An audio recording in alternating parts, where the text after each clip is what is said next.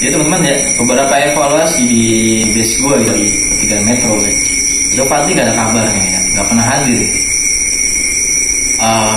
Gue hubungin si Putri pada waktu itu ya.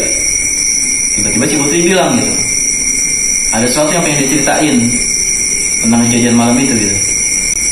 Nah dia cerita malam itu tuh di Simpang Maleda, dia semacam kayak apa ya, kayak diganggu satu makhluk gitu ya, perempuan atau gimana gitu kan.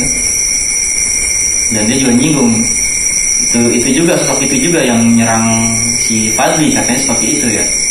Nah kode dulu ya, begitu si Putri main ke sana, nah Fadli tiba-tiba datang. Akhirnya seneng lah gue gitu kan. Wah lu, gue cariin lu kemana aja lah, gue bilang kan. Gila udah 2 minggu lebih lu kagak kelihatan lu, sekarang baru nongol. Akhirnya gue suruh masuk lah Fadli. Nah disitu ada si Putri, ada beberapa kawan juga yang lain. Dan kebetulan Fadli tiba-tiba nongol gitu kan, main ke toko gue. Begitu si Fadli masuk ke dalam, nah si Putri ini tiba-tiba deketin gue, terus dia bilang, itu yang dari Simpang Maleda masih nyangkut di Fadli.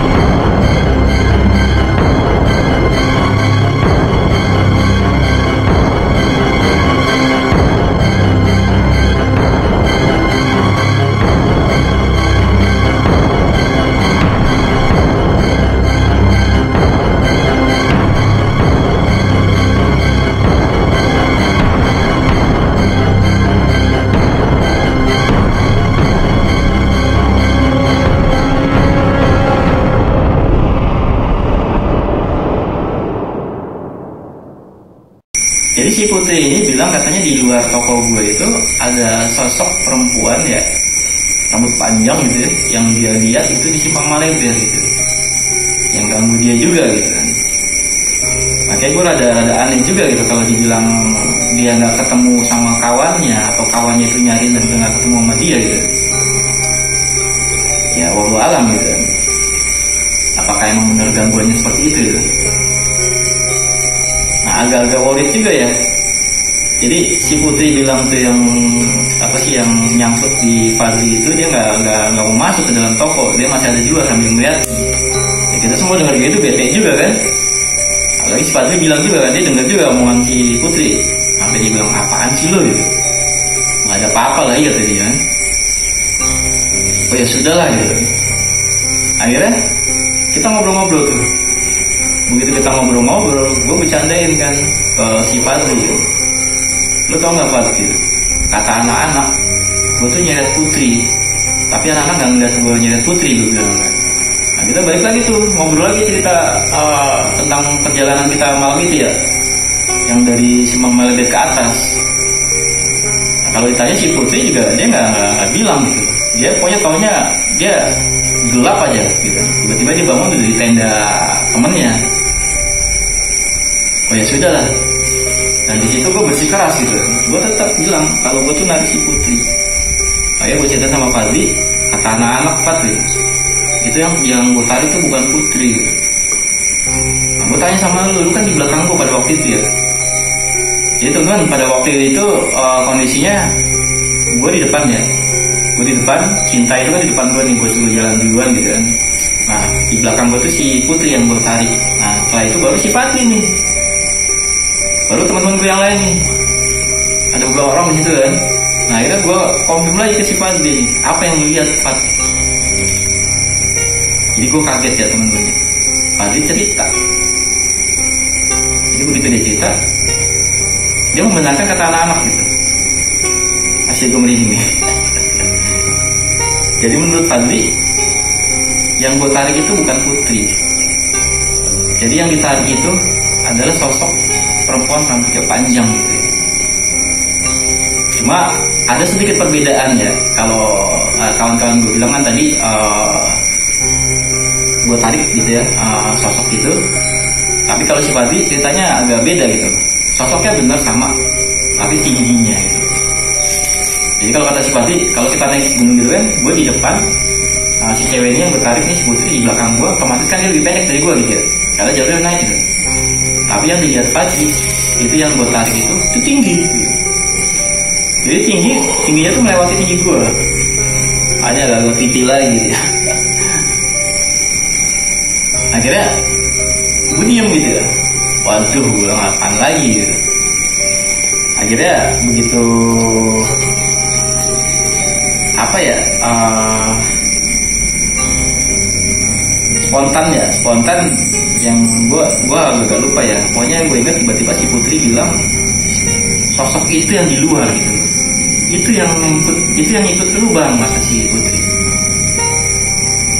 Gitu kan. Tapi si Fadli lagi bilang ya, apaan sih, nggak ada yang ikut gue lagi, kata dia. Wah udah lama itu. Di malam itu udah agak-agak ini ya. Udah agak debat antara si Putri sama si Fadli ya. Sementara gue cuma ngeliat agak-agak bingung juga nih yang benar yang mana gitu.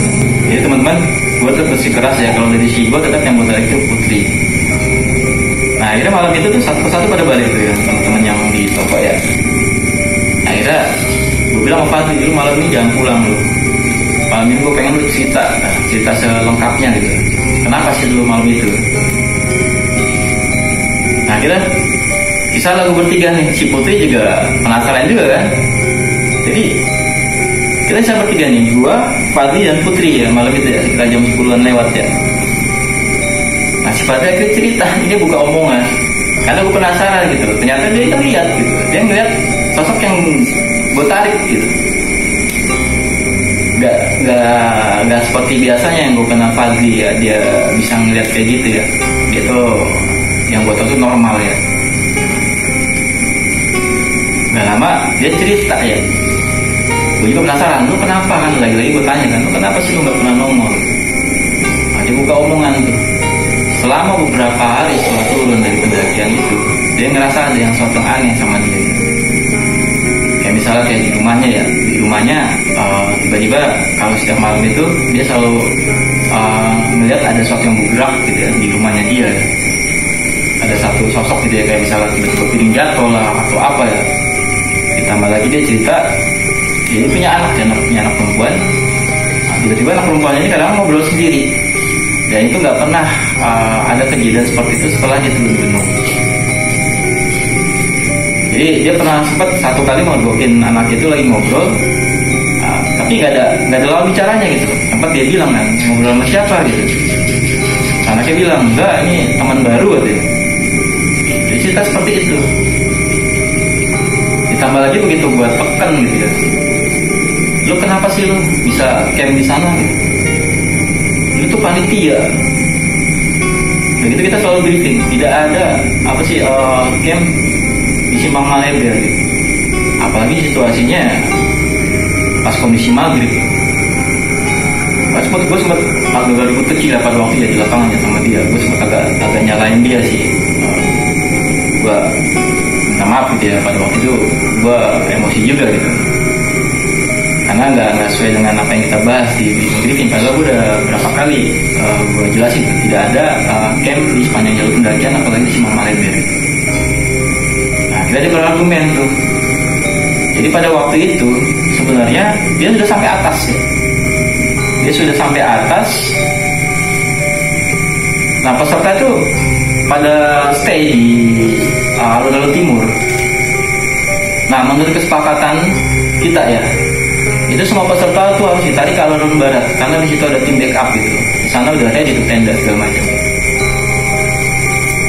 Nah yang ditemui sama Fadli itu ada beberapa 3 orang ya, peserta cewek semua gitu, yang masih menunggu di sana gitu, jalur timur. Nah dia inisiatif tuh untuk bawa si cewek ini yang 3. Nah begitu dia bawa nih peserta yang 3 orang cewek itu, sampailah di alun-alun barat. Itu kondisi masih jam 4-an ya, masih sore lah. Nah, dia teriak-teriak tuh, teriak-teriak di mana tim backupnya gitu. Sementara nggak ada jawaban, jadi dia muter-muter tuh sampai sekitar setengah 5-an gitu ya. Sampai sekitar setengah 5-an itu nggak ketemu. Akhirnya dia inisiatif, dia bukain tenda tuh peserta cewek yang 3 orang itu, ya tinggal di logistik, dan dia balik lagi tuh untuk jemput peserta lain di alun-alun timur. Nah, tatkala dia balik lagi, itu udah ada beberapa orang panitia ya. Dan menurut laporan dari Korlap, peserta itu belum kumpul semua di sana. Nah, dia inisiatif untuk turun ke bawah tuh, turun ke bawah ke arah Simpang Maleber. Nah, begitu lewat Simpang Maleber dikit, dia ngeliat ada peserta kita tuh yang camp di sana gitu. Nah, akhirnya dia inisiatif untuk bilang gitu, nggak ada camp di sini nih, kita harus ke atas semua. Nah, disitulah baru nggak lama ketemu gua tuh. Gua nyapo peserta terakhir yang tersisa ya. Nah itu dia, akhirnya ada salah paham dikit ya. Jadi di situ tuh gua kira itu perintah dia ya untuk camp di situ. Makanya begitu gua marah, dia nggak jawab dia. Nah, itu gua minta maaf sama dia Pak Boti ya. Ternyata salah paham. Ternyata dia turun itu maksudnya dia bukan camp, tapi dia mau jemput peserta yang ternyata camp di sana gitu. Ada 3 orang cewek ya. 3 orang cewek dan beberapa panitia juga yang diajak turun sama dia itu untuk jemput ya. Nah itu yang akhirnya gue merasa gara-gara itulah kita kena serang di atas itu ya. Ya cuma itu yang tadi gue kaget ya. Begitu gue tarik ke atas itu, jadi menurut cerita Fadli itu ada semacam kayak semacam kode atau apa gitu ya. Jadi ada satu ungkapan dari Fadli itu 3 di atas, 3 di bawah gitu ya. Gue masih nggak ngerti nih maksudnya apa nih. Jadi ada satu pembahasan Fadli bilang ada 3 di atas, 3 di bawah. Gue terus ngorek terus maksudnya apa itu 3 di atas, 3 di bawah gitu. Nah, tiba-tiba dia seperti ada sesuatu yang membuat dia melakukan sesuatu ya. Yang dia tiba-tiba dia punya pemikiran di bawah itu ada beberapa peserta 3 orang di bawah gitu. Nah dari situlah kejadian-kejadian itu mulai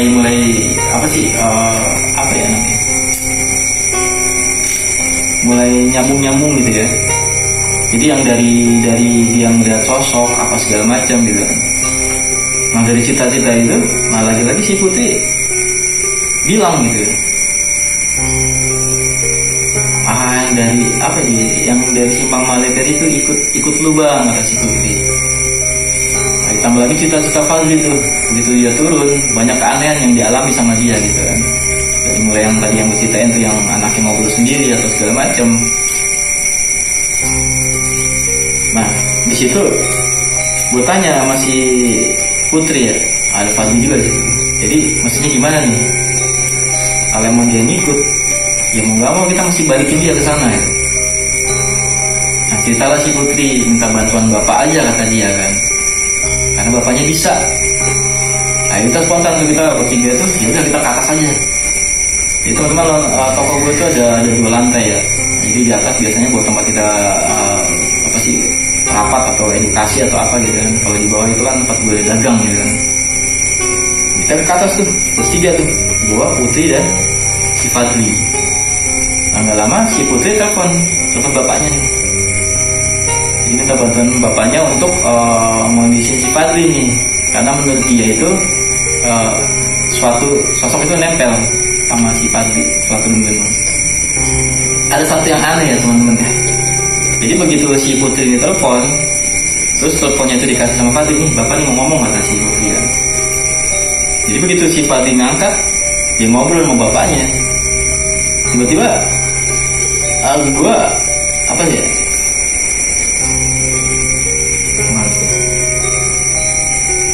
Terbang ngobrol dulu.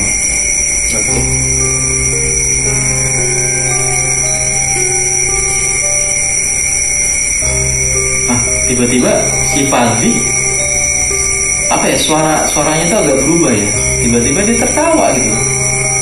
Jadi dari tertawa yang wah gitu kan, nah gue udah flashback lagi nih, flashback ke kejadian malam itu ya, yang dimana tuh Fadli tertawa yang bahana itu ya.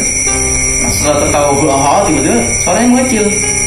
Dan tahu teman-teman ya, tertawa yang kedua itu dia tertawa ini ya, kayak gitu ya, kayak tertawa kuntilanak ya. Anjir gue. Akhirnya spontan gue sama Dini gitu. Nah gue sama si Putri lihat-lihatan tuh. Kata Putri tenang aja, itu bapak lagi narik katanya. Udah mati maksudnya narik apa gitu. Ya kepikiran gitu bahwa sesuatu yang di sifat itu ditarik gitu sama bapaknya. Tapi mediasinya lewat telepon gitu. Itu sakti juga nih bapaknya si Putri nih. Nah itu begitu si Fadli tertawa kencang gitu, terus tertawa kuntilanak gitu, tiba-tiba dia langsung diam, terus tarik napas gitu. Akhirnya tuh telepon dibalikin lagi ke Putri, ini bapak lu mau ngomong gitu. Jadi gue liat tuh mukanya tuh udah bete tuh kan si Fadli kan. Nah di telepon tuh bilang kan, si Putri nyampein ya, kata bapak udah aman gitu, udah ditarik katanya. Udah mati yang mikirnya ya sempat percaya atau nggak percaya gitu, sama tuh apa yang ditarik gitu. Apakah mungkin itu yang ditarik sama itu? Tapi kan ditarik, bukan dipulangin ke sana gitu. Nah singkat cerita, akhirnya si Fadli tuh bete gitu kan. Malah itu Fadli bete ya. Akhirnya ya udah. Begitu Fadli mau pulang, gue bilang jangan pulang dulu, biar gue nganter Putri dulu gitu kan. Nanti gue mau ngobrol lagi sama lu. Akhirnya ya udah. Akhirnya Fadli tetap maksa nggak mau, dia mau tetap malam itu dia mau balik gitu ya. Karena situasi udah jam 11:30 lewat gitu. Akhirnya ya udah, akhirnya gue bisa nih, gue nganterin si Putri balik ke rumahnya dan si Fadli balik ke rumahnya juga gitu. Jadi rumahnya Fadli itu di Jelambar ya teman-teman, di Petojo. Jadi sebenarnya gue masih penasaran ya, makanya gue bilang sama Fadli ya, gue tetap pengen ngobrol sama lu ya, ngebahas ini belum selesai sampai di sini gitu.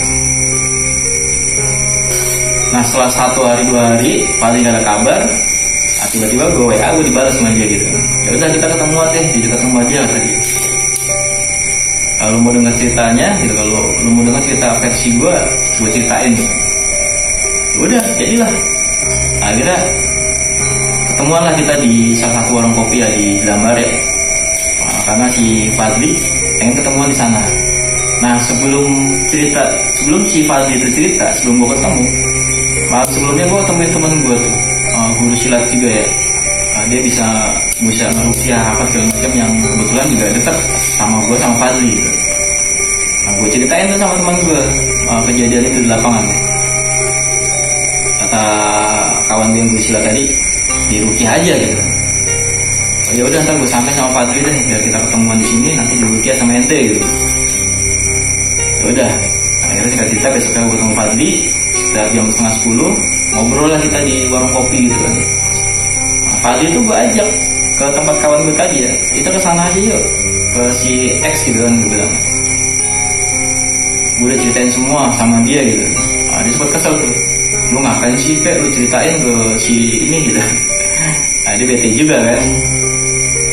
Akhirnya gue bilang ya udah, lagian bang kenal ini gitu kan, teman sendiri semua gitu. Tapi lagi-lagi Fadli nggak mau, dia tetap maunya di situ gitu, udah ngobrol doang berdua sama gue.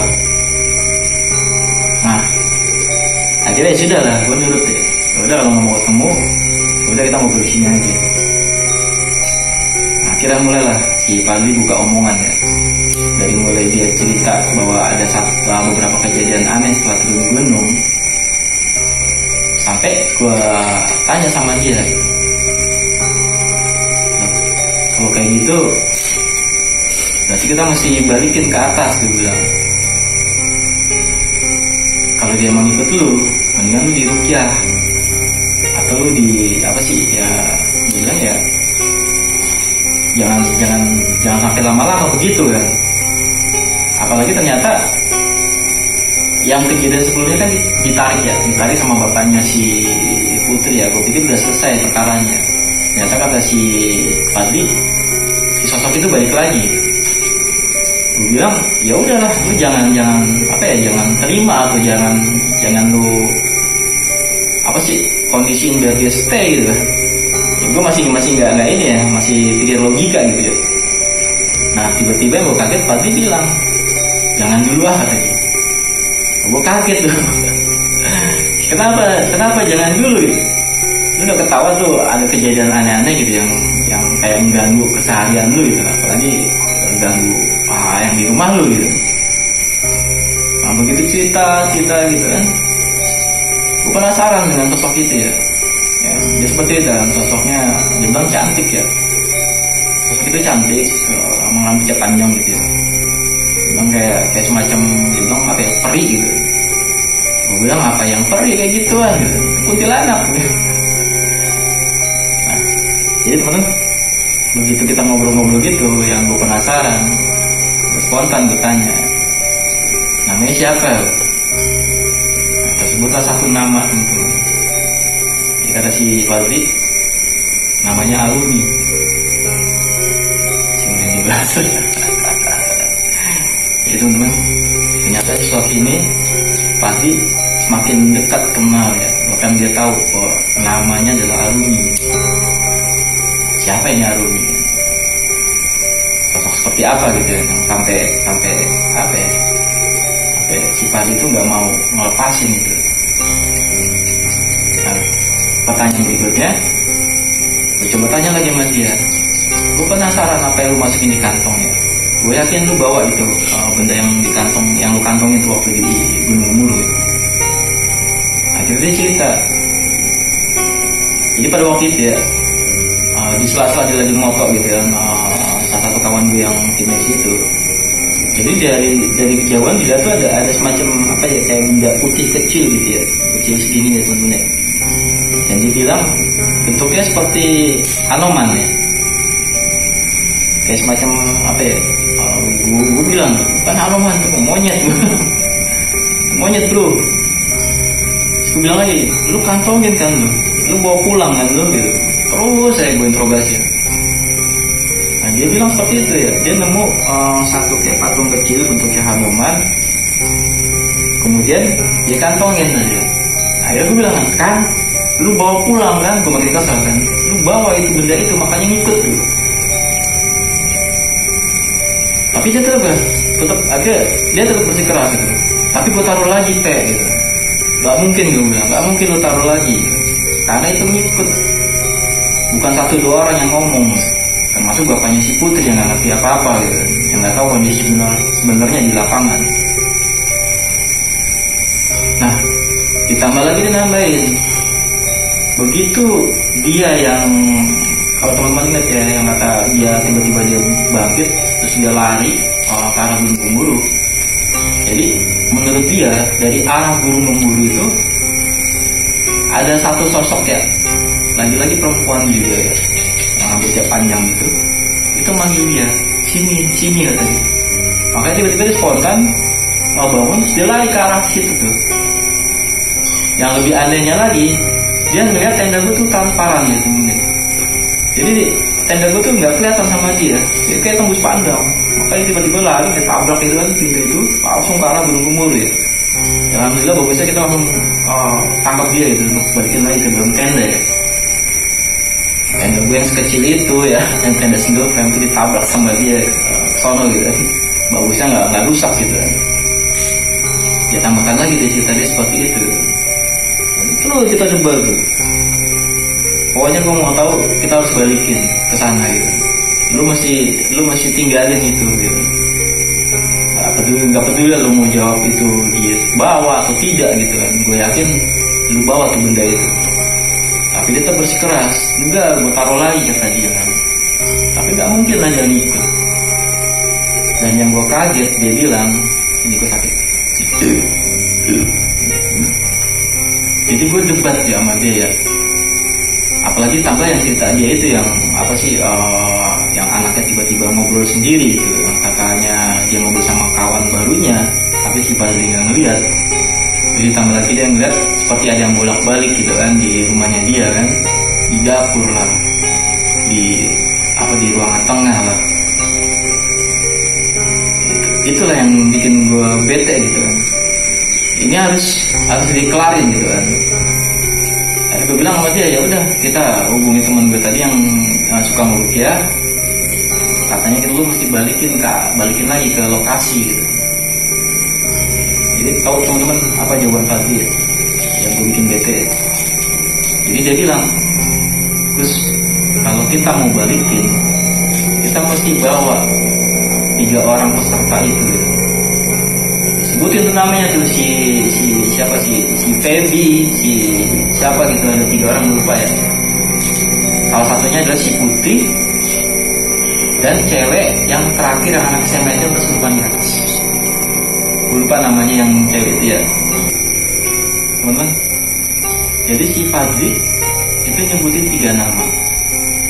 Jadi kalau kita mau balik lagi ke atas, lu mesti bawa 3 orang cewek itu yang disebutin nama dia, dan salah satunya adalah Putri. Kemudian cewek yang kesurupan yang anak SMA itu, dan terakhir si Feby. Nah si Feby ini adalah orang yang dibawa sama dia diantar ke alun-alun barat pada waktu itu ya. Terus kemudian dia balik lagi salah satu cewek yang anak SMA ini itu adalah yang tertinggal di camp itu gitu, yang gue bilang tadi, camp di Simpang Malebe.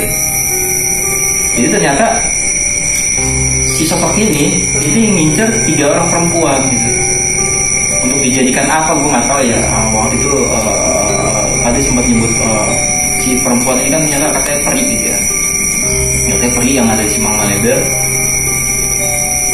dan dia butuh 3 orang budak untuk 3 orang perempuan untuk dijadikan budak gitu ya, di sana gitu.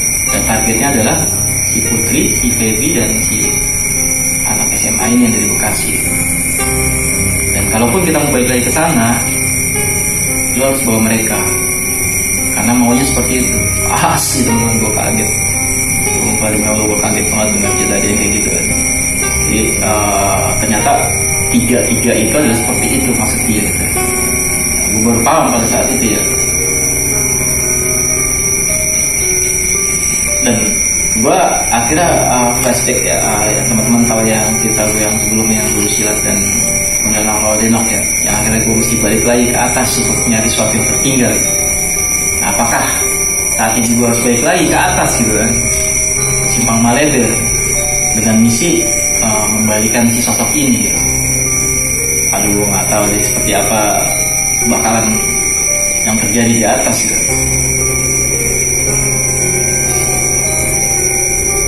Oke teman-teman, malam itu pikiran gue berkecamuk ya, antara bingung atau gimana gitu ya. Yang gue pikirin bagaimana caranya mengembalikan Arumi gitu, ke atas.